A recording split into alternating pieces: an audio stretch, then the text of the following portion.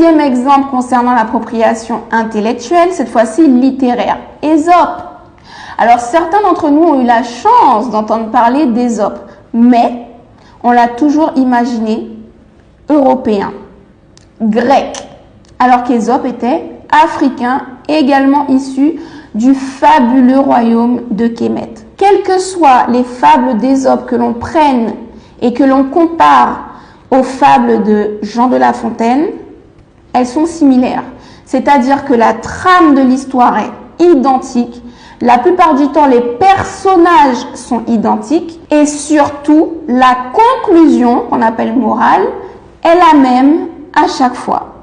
Sauf que Ésope a vécu des centaines d'années avant Jean de La Fontaine. Donc clairement, s'il y en a un qui ressemble à l'autre, le seul qui ait pu s'inspirer de l'autre, c'est celui qui est venu après. Alors Jean de La Fontaine n'a jamais caché s'être inspiré, et c'est là qu'est tout le problème, c'est qu'à chaque fois on s'inspire, alors qu'en fait c'est du plagiat. On reprend la même chose, on met une poudre de perlimpinpin et on dit « Ouh, regardez, c'est nouveau !» Donc la poudre de perlimpinpin de Jean de La Fontaine, ça a été, par exemple, dans la fable du corbeau et du renard, de remplacer le morceau de viande qui était dans la fable originale par un morceau de fromage, parce que le fromage c'est français. Donc il a adapté quelques petits détails de l'histoire en disant « Ah ben regardez, voilà, c'est moi qui l'ai écrit ». Donc voilà, Jean de La Fontaine a passé son temps à modifier quelques petites choses. Donc au lieu de dire la sauterelle et la fourmi, puisque c'était une sauterelle, c'était un conte africain à la base, donc c'était une sauterelle, eh bien il a dit la cigale et la fourmi parce que la cigale est plus française. Et la fable d'Ésope, le lion et la souris, est devenue le lion et le rat, parce que le rat courait partout à Versailles, que c'est lui qu'on connaissait mieux que la souris. Donc voilà, Jean de La Fontaine a profité qu'à l'époque, il n'y avait pas de droit d'auteur, il n'y avait pas de procédure judiciaire contre plagiat, surtout Ésope était mort depuis des centaines d'années avant. Il faisait partie des rares dans ce royaume d'illettrés à savoir lire. Donc lui, malin qu'il était, Jean de La Fontaine, il a trouvé le recueil d'Ésope, il a repris énormément de fables, des centaines. C'est pas genre, il s'est inspiré de 3 fables et après il a écrit toutes les autres lui-même. Le gars a repris toutes les fables d'Ésope sans rien apporter de créatif. Il a juste modifié certains noms de personnages, il a juste modifié certains détails des histoires, parfois, parce que des fois c'est totalement identique, et puis il a surfé sur le succès et la gloire et la richesse pendant toute sa vie sur le dos d'un Africain, au prétexte de s'être inspiré. Et le pire n'était pas à cette époque-là, le fait qu'il vole le travail d'Ésope pour en faire l'œuvre de sa vie pour laquelle il est reconnu jusqu'à maintenant. Non, c'est pas ça le pire.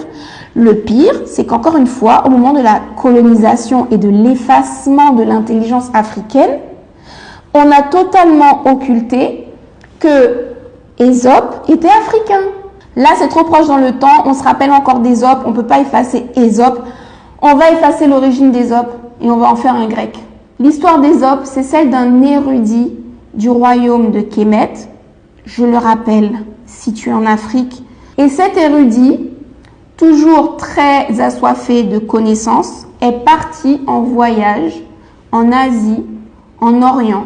Il s'est fait capturer, il a été réduit en esclavage, il est arrivé en Grèce en tant qu'esclave, mais son intelligence évidente lui ont permis de reconquérir sa liberté et même de réussir à vivre en tant que conteur. Et c'est lui qui a amené en Europe le concept de la fable, c'est-à-dire des histoires avec comme personnages principaux des animaux et une morale à la fin. Parce que ça n'existait à cette époque-là qu'en Afrique, les Européens ne connaissaient pas ça. C'était toujours des personnages humains.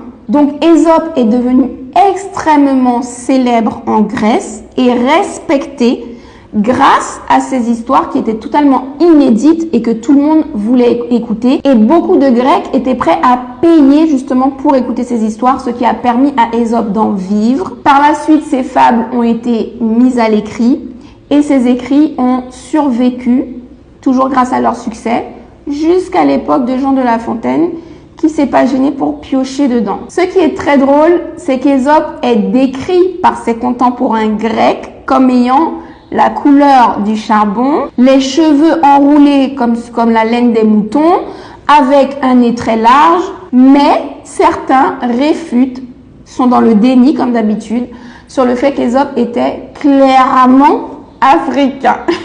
Donc par pitié, lorsque vos enfants reviennent à la maison avec une fable de Jean de La Fontaine à apprendre par cœur, à étudier, à lire, je vous en supplie, retrouvez la fable d'Ésope et renvoyez l'enfant à l'école avec l'apprentissage de l'original, en indiquant à l'enseignant que vous préférez que votre enfant connaisse la version originale plutôt que la reproduction, pour ne pas dire plagiat. Et des appropriations intellectuelles comme ça, il y en a, comme je vous ai dit, une liste qui est juste interminable à dérouler. Donc on va s'arrêter là. Juste une dernière chose, Galilée, Copernic, tout ça là, ce sont pas eux, d'accord? Les originaux, ce sont pas eux. Des siècles avant, du côté de l'empire du Mali, l'empire mandingue, il y avait déjà des manuscrits à Tombouctou qui décrivaient non seulement que les planètes étaient sphériques, mais en plus qui donnaient le nombre de planètes exactes, mais en plus qui expliquaient leur circonvolution sur elles-mêmes, mais en plus qui montraient leur circuit en ellipse autour du Soleil. Donc, l'affaire de dire que ce sont Galilée et Copernic qui ont découvert les premiers, que la Terre n'était pas plate et que les planètes tournaient autour d'un Soleil, ce ne sont pas les premiers. Les premiers, aussi loin que les preuves remontent, ce sont des astronomes africains.